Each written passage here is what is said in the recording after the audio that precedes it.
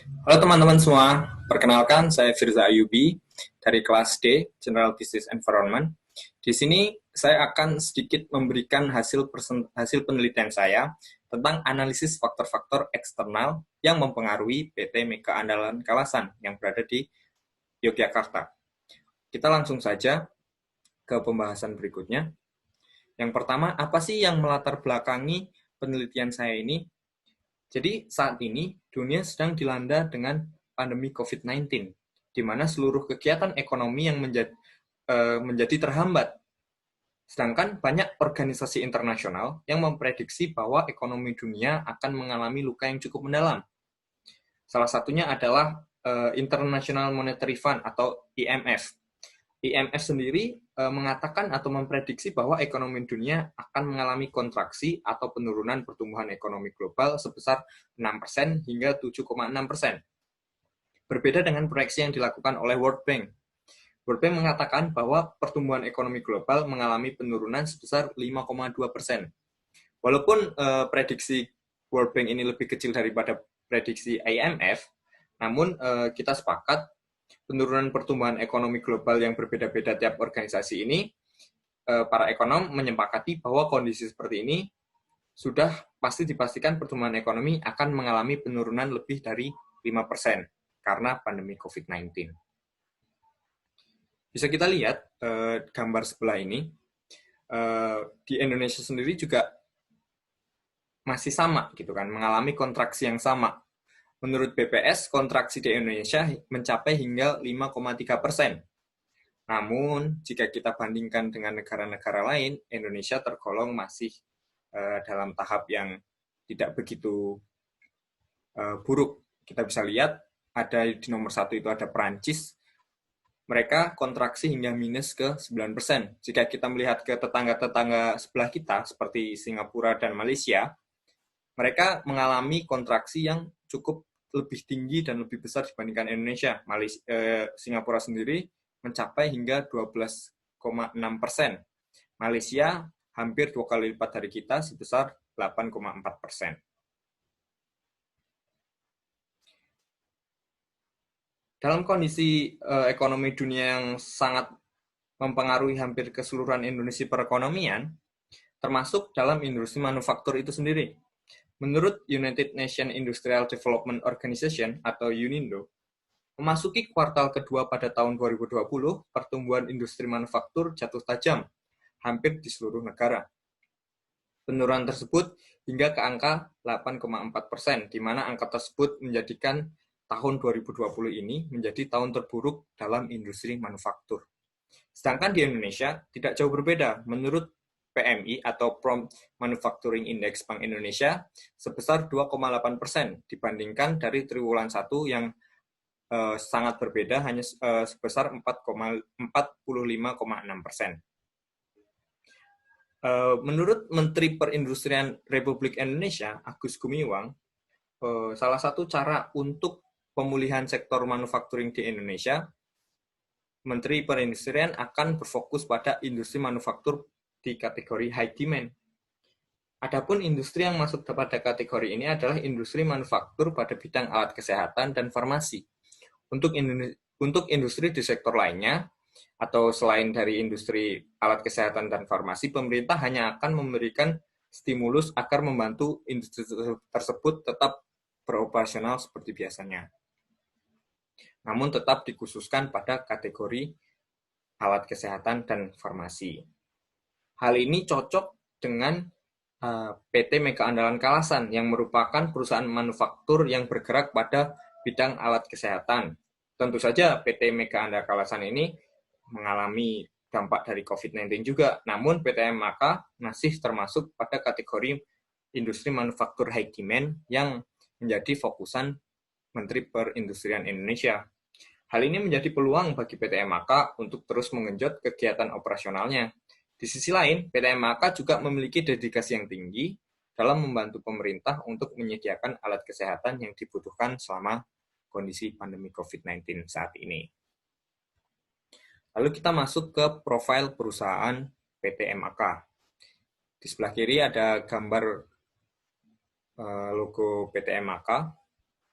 Jadi MAK sendiri itu didirikan pada tahun 1988 oleh Buntoro dan kelima rekannya yang berawal dengan nama Mega Steel, yang mereka hanya memproduksi kursi bersih lipat yang hanya dilas dan hanya memiliki 7 orang pekerja pada waktu itu, pada tahun 88. Namun sekarang, PT MAK sudah menjadi perusahaan manufaktur terbesar yang berjalan di bidang alat kesehatan, khususnya hospital bed. Solusi lengkap untuk ruang rawat inap, kebutuhan klinis, operasi, ruang emergency, serta tambahan seperti couch dan home care yang banyak digemari atau demand-nya banyak di pasar internasional. Saat ini MAK juga telah membangun beberapa macam fasilitas, salah satunya seperti laboratorium pengujian hingga kawasan industri yang berada di Yogyakarta. PT MAK juga sangat memperhatikan keselamatan dan kesehatan para pekerjanya dengan adanya ONGSAS 18001. Banyak penghargaan yang diterima oleh PT MAK, salah satunya adalah sebagai pembayar pajak terbesar di kota DIY. Sampai saat ini, PT MAK sudah lebih mencakup ke 40 negara hingga ke Jepang, di mana seperti yang kita ketahui, Jepang sendiri merupakan adalah memiliki standar produk yang sangat tinggi jika ingin masuk ke negara Jepang. PT MAK juga dari hanya 7 orang pekerja, sekarang karyawannya mencapai lebih dari 600 sampai tahun 2020 ini. Visi misi yang dimiliki MAK yang pertama adalah menjadi penggerak utama dalam rangkaian proses menuju Indonesia negara industri. Sedangkan misi PT Mega Andalan Kalasan menjadi Center of Excellence di bidang teknologi mekanik. Yang kedua, membangun sentra industri berbasis kompetensi bidang teknologi mekanik. Lalu yang ketiga ada menghimpun dan mendayagunakan berbagai kemampuan teknologi yang tergerak di berbagai penjuru tanah air. Yang keempat, membangun citra industri yang memakmurkan masyarakat. Dan yang terakhir adalah getting people falling in love with MAK atau Mega Andalan Kalasan. Banyak produk yang diproduksi di PT Mega Andalan Kalasan ini. Produk unggulannya adalah bed atau hospital bed. Varian ranjang yang dikembangkan memberikan solusi menyeluruh terhadap berbagai rumah sakit, termasuk ada ranjang klasik yang standar maupun ranjang yang elektrik untuk pelayanan premium. Ada juga seperti klinik,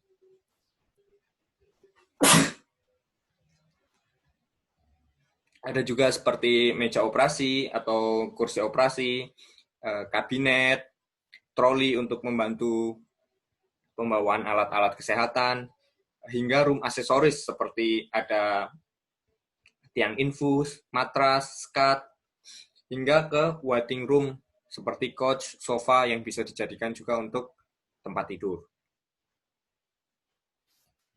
Nah, tujuan penelitian ini adalah untuk menganalisa faktor eksternal yang mempengaruhi PT Mega Andalan Kalasan dalam kegiatan bisnis. Lalu yang kedua, untuk mengkaji peluang apa sih yang muncul dari faktor eksternal tersebut, gitu kan. Dan yang ketiga, ancaman apa aja nih yang akan muncul dari faktor eksternal ya.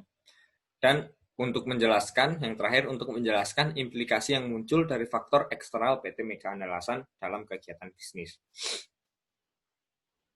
Oke, kita langsung masuk ke analisis tentang faktor-faktor eksternal yang mempengaruhi kinerja PT Mega Andalasan. Terdapat 9 faktor. Yang pertama adalah lingkungan bisnis dan ekonomi. Pada Maret tahun 2020, Indonesia melalui Presiden Jokowi mengumumkan bahwa terdapat kasus perdana COVID-19. Dan hingga sampai bulan November ini, sudah tercatat lebih dari 415.000 kasus yang ada di Indonesia. Hal ini, seperti yang ada di latar belakang tadi, sangat berdampak bagi perekonomian di Indonesia. Presiden Jokowi pun sudah mengkonfirmasi bahwa Indonesia akan mengalami resesi pada kuartal ketiga ini sebesar 3% lebih. Dan pada waktu itu, kuartal 1 sebesar 5%. Nah, ditambah lagi, pada situasi pandemi seperti ini, proses ekspor-impor menunjukkan tren yang sangat melambat atau sangat lesu. Kita bisa ketahui menurut Kepala Badan Pusat Statistika atau BPS Suharyanto, bahwa capaian ekspor Indonesia mengalami tingkat paling rendah sejak tahun 2016 yang lalu. Penurunan tingkat ekspor mencapai hingga 13,4%, dan sampai saat ini terus memburuk. Hal ini akan berpengaruh besar pada rantai pasok secara domestik maupun global, dikarenakan terbatasnya bahan baku dalam proses produksi yang semakin hari semakin menipis akibat munculnya COVID-19. Dari aspek-aspek tersebut, peluang yang muncul akibat kondisi lingkungan bisnis dan ekonomi bagi perusahaan pada situasi pandemi COVID-19 ini, meskipun perekonomian masih mengalami kontraksi, berbeda dengan industri manufaktur di bidang alat kesehatan dan farmasi, termasuk PT MAK sendiri. Hal ini menjadi peluang tersendiri bagi industri yang berfokus pada bidang kesehatan. Kenaikan permintaan tersebut didorong oleh faktor situasi COVID itu sendiri, di mana saat ini kesehatan adalah prioritas dari segala kalangan. Sehingga memasarkan produk serta meningkatkan kualitas pada masa ini cukup efektif bagi industri kesehatan yang bersangkutan. Lalu, ancaman apa sih yang muncul dari kondisi seperti ini? Ada beberapa ancaman. Yang pertama adalah perusahaan yang biasanya melakukan proses ekspor-impor akan sangat terkendala karena banyak negara yang menutup pintu atau melakukan lockdown sehingga kita tidak bisa melakukan proses ekspor maupun impor. Perusahaan yang bergantung pada proses ekspor-impor ini akan sangat terganggu sehingga memiliki ancaman tidak bisa mendapat barang dari luar atau bahkan menjual barang ke luar. Lalu ditambah lagi dengan perilaku konsumen yang berubah karena adanya pandemi ini, atau biasa kita sebut seperti new normal yang berlaku gitu kan. Perilaku new normal. Mungkin akan lebih suka lebih higienis, lebih bersih dan lain sebagainya. Nah, banyak konsumen yang memiliki perilaku baru ini memungkinkan bisa mempersulit suatu perusahaan untuk masuk ke pasar tersebut. Jadi, implikasi apa sih yang bisa diterapkan untuk PT MAK sendiri? Yang pertama, PT MAK sendiri harus tetap melakukan proses operasionalnya sesuai dengan keadaan semula. Hal ini dikarenakan permintaan akan alat kesehatan termasuk hospital equipment ini tetap tinggi. Jadi, PT MAK sebaiknya tetap melakukan proses operasionalnya. PT Mega Andalan Kalasan juga harus memiliki pilihan supplier yang lebih banyak. Dan saat ini PT Mega Andalan Kalasan juga termasuk yang memiliki supplier mandiri atau dia mengerjakan bahan bakunya sendiri. Begitu juga dengan penjualan produk yang lebih difokuskan pada penjualan domestik. Karena hal ini dikarenakan proses ekspor-impor masih mengalami kendala. Lalu, next ke aspek lingkungan hukum internasional. Perang dagang antara Amerika Serikat dan China sudah berjalan sekitar 2 tahun dari 2018 lalu. Kini, kedua negara tersebut telah menaikkan kontrak damai fase pertama. Salah satu poin dalam kesepakatan itu, China setuju membeli barang dari Amerika Serikat senilai setidaknya 200 miliar US dollar. Kesepakatan fase pertama ini diharapkan bisa menjadi awal baik setelah kedua negara tersebut terlibat perang dagang yang juga menyeret perekonomian global. Meskipun sudah menaikkan kontrak damai tersebut, World Trade Organization menyebutkan bahwa Amerika Serikat dinyatakan kalah dalam perang dagang dengan China karena Amerika dirasa melakukan kecurangan atau dengan menetapkan tarif miliaran dolar dalam perang dagang dengan China yang hanya berlaku pada negara China saja. Hal ini dirasa mencurangi peraturan yang telah diterapkan oleh WTO. Lalu, apa sih peluangnya dalam terkait lingkungan hukum internasional ini? Peluang yang muncul akibat kondisi lingkungan hukum internasional bagi perusahaan adalah dengan menjadi terbukanya peluang bisnis bagi negara lain, termasuk Indonesia, untuk dapat masuk atau mengekspor barang ke negara Amerika ataupun Cina, mengingat perang dagang tersebut hanya memperlakukan peraturan hanya antara Amerika dan Cina. Sedangkan ancaman yang muncul adalah setelah ditekannya kontrak damai fase pertama tersebut antara Cina dan Amerika, mengakibatkan akan munculnya peraturan-peraturan yang lebih ketat untuk masuk atau impor barang ke dalam kedua negara tersebut dan memungkinkan pajak yang sangat tinggi. Hal ini dikarenakan kedua negara telah memiliki kesepakatan perdagangan seperti yang tadi disampaikan di atas. Lalu implikasi terhadap PT Mega Andalan Kalasan yaitu PT Mega Andalan sudah mulai melakukan ekspansi ke pasar ke arah Amerika Serikat untuk memproduksi hospital bed-nya. Hal ini imbas dari Cina yang kesulitan untuk masuk ke pasar Amerika akibat perang dagang tersebut. Lalu selanjutnya ada aspek lingkungan hukum domestik, di mana saat ini pasal Omnibus Law atau RUU Cipta Kerja sudah disahkan langsung oleh Presiden.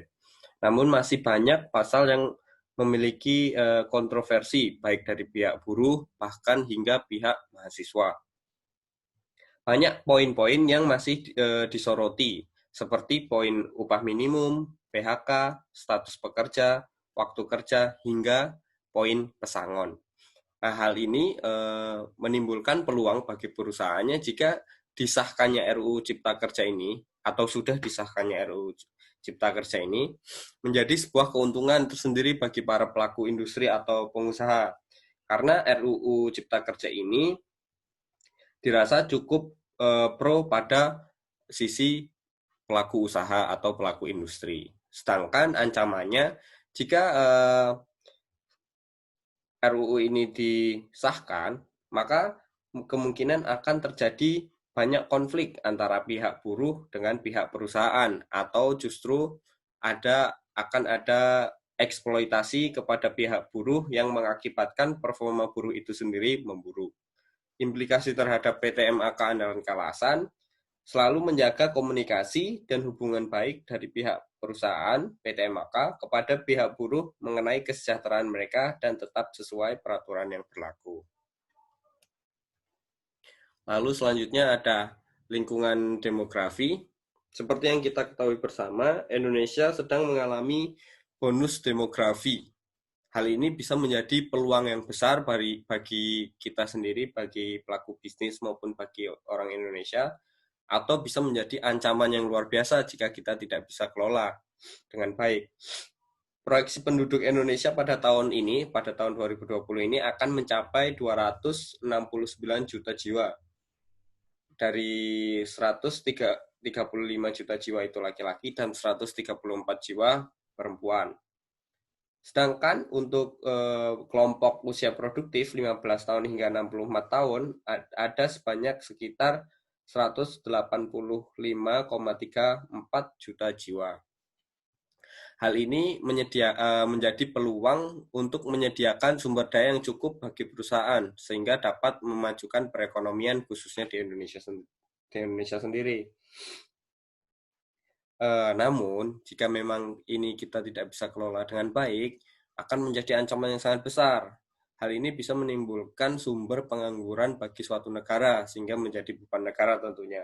Dan jika terus berkelanjutan, maka tingkat kemiskinan akan meningkat dan daya beli masyarakat akan menurun.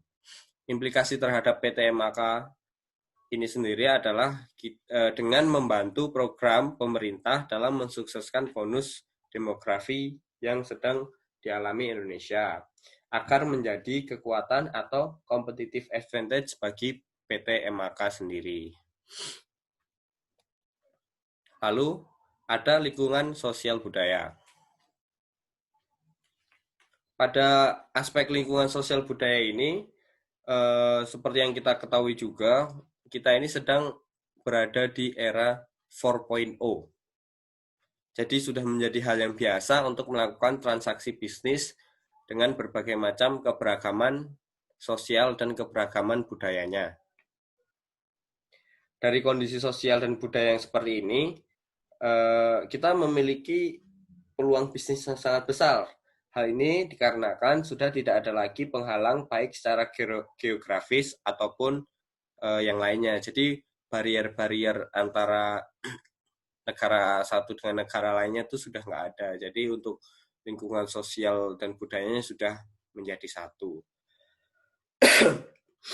Nah, lalu ancaman apa sih yang muncul ketika sudah tidak ada barier seperti ini? Mungkin akan ada beberapa perusahaan yang salah merespon atau bertindak dalam menghadapi perbedaan sosial dan budaya tersebut. Nah, jika ini terus terjadi, maka akan menjadi kesalahpahaman dalam berinteraksi atau berkolaborasi jika satu sama lain masih sering kurang memahami aspek sosial dan budaya masing-masing antar negara tersebut. Lalu implikasi terhadap PT MAK Andalan Kalasan, mereka bisa menambah jalur ekspor mereka ke pasar yang lebih kompleks lagi. Karena PT MAK ini sudah memiliki modal yang cukup untuk masuk ke pasar yang lebih kompleks, pasar internasional lebih kompleks, yang sosial budayanya mungkin jauh lebih berbeda karena PT MAK sendiri sudah memiliki banyak pengalaman atau sudah mengekspor lebih dari 40 negara Eropa, Asia. Lalu lingkungan informasi dan teknologi. Pada salah satu yang harus dihadapi dan menjadi tantangan di dunia bisnis saat ini adalah era VUCA atau volatile, uncertainty, complex, dan ambiguity. Jadi sangat wajar untuk kita pelaku bisnis atau pelaku usaha itu sangat sulit untuk memprediksi dan memproyeksikan keadaan di masa depan. Karena kembali lagi dunia ini selalu bergejolak, tidak ada yang pasti, kompleks, dan sangat tidak jelas. Jadi sangat sulit untuk memprediksi nih ke depannya ini seperti kita ini harus apa, kita agak kesusahan. Nah, kita memiliki peluang dari dorongan pemerintah kepada industri manufaktur khususnya dalam penggunaan sistem informasi dan teknologi yang terbaru. Namun ancamannya ternyata Indonesia masih termasuk dalam negara yang belum signifikan dalam pengembangan sistem informasi dan teknologi dalam industri manufaktur itu sendiri.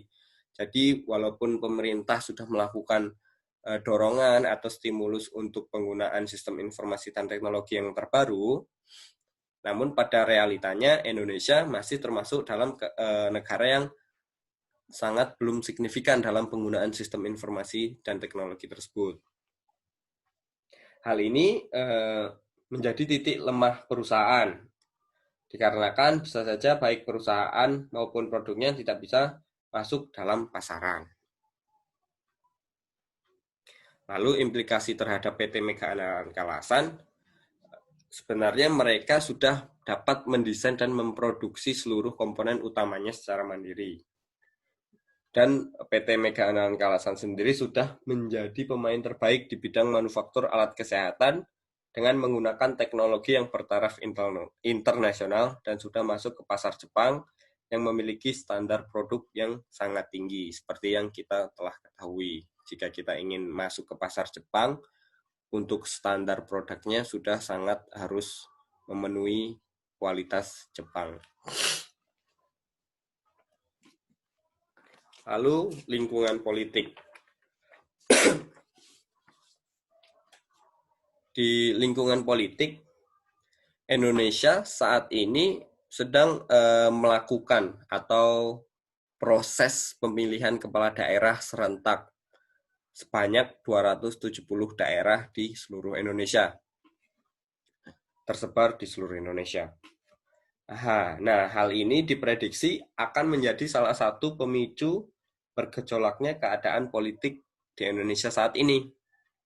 Kondisi politik Indonesia saat ini masih sangat cair dan dinamis. Jadi bisa berubah kapan saja tergantung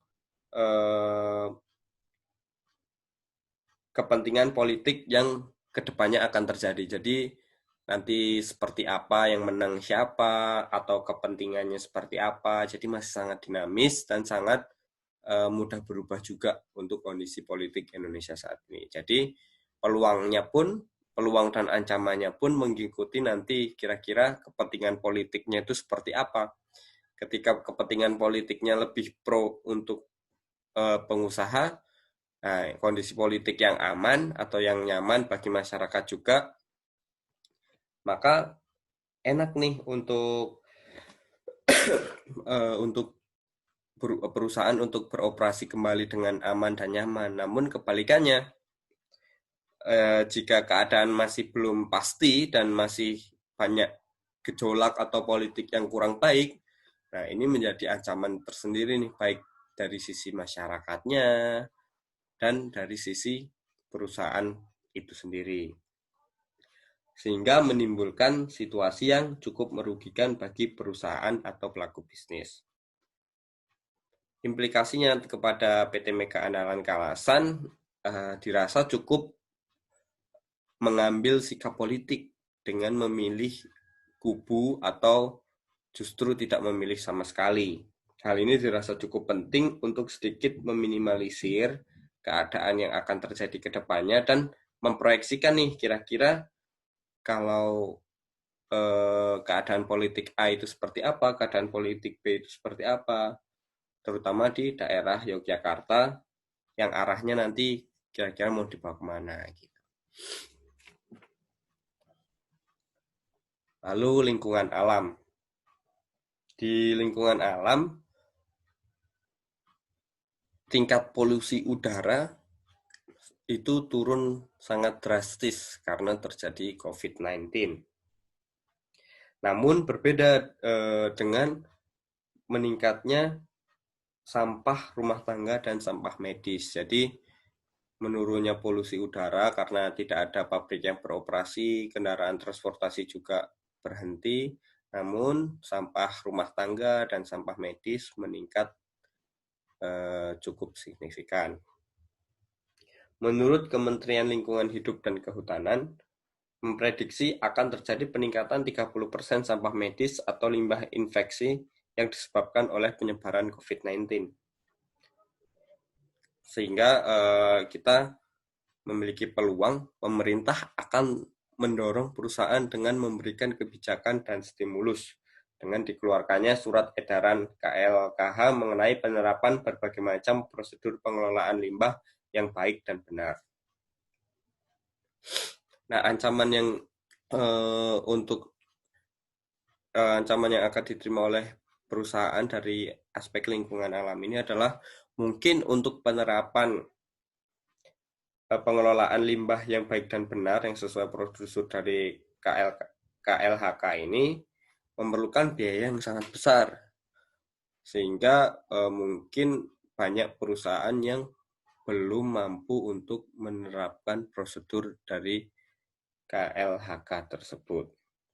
Implikasinya terhadap PT Mega Andalan Kalasan, sebenarnya mereka pada pengelolaan sampah dan limbahnya sudah menerapkan prosedur pengelolaan sampah dan limbah sebelum dibuang. Jadi sudah ada proses terlebih dahulu untuk penetralisir sebelum dibuang ke lingkungan. Nah, perusahaan yang lebih eco-friendly biasanya atau ramah lingkungan, biasanya konsumen lebih suka nih. Jadi dirasa kalau kita sudah menerapkan prosedur pengelolaan limbah yang baik dan benar ini, diharapkan juga ada dampak positif dari masyarakat atau konsumen. Lalu yang terakhir adalah lingkungan pemerintahan. Di Indonesia, dukungan pemerintah dalam rangka mendorong proses ekspor-impor industri manufaktur cukup gigih. Bisa kita lihat di Yogyakarta khususnya, pemerintah dengan melalui bea cukai yang memberikan fasilitas ekspor ke Jepang dan ke beberapa negara pilihan, khususnya industri yang berada di daerah istimewa Yogyakarta. Hal ini menjadi peluang tersendiri nih untuk pemain-pemain industri di Yogyakarta, dengan dukungan pemerintah tersebut, jadi pintu-pintu ekspor kembali terbuka. Jadi teman-teman industri sudah bisa beroperasi lagi, sudah bisa tidak takut lagi beberapa negara yang menutup pintu karena dibantu oleh bea cukai, oleh pemerintah melalui bea cukai untuk membuka pintu ekspor ini. Namun ancaman yang terjadi ketika aspek ini muncul adalah pemerintah ini tidak membuka semua pintu, melainkan hanya beberapa. Jadi adanya keterbatasan pintu ekspor ini juga mungkin akan menghambat beberapa perusahaan. Jadi ibaratnya lebih ke cepet-cepetan atau bahkan kedekatan dengan pemerintahan. Implikasi terhadap PT Mega Andalan Kalasan tersendiri adalah PT Mega Andalan sudah berkolaborasi dengan pemerintah di kasus ini adalah dengan Bea Cukai Daerah Istimewa Yogyakarta yang tadi sudah diceritakan untuk memberikan dorongan penuh industri manufaktur yang bergerak di bidang kesehatan atau high demand. Cukup sekian presentasi dari saya. Bila ada kekurangan saya mohon maaf. Sebelum saya menutup presentasi kali ini, saya ada sedikit pantun untuk teman-teman. Pelan-pelan menyeberang di jalan raya, tangan melambai yang diberikan. Cukuplah sekian dari saya. Terima kasih, saya aturkan.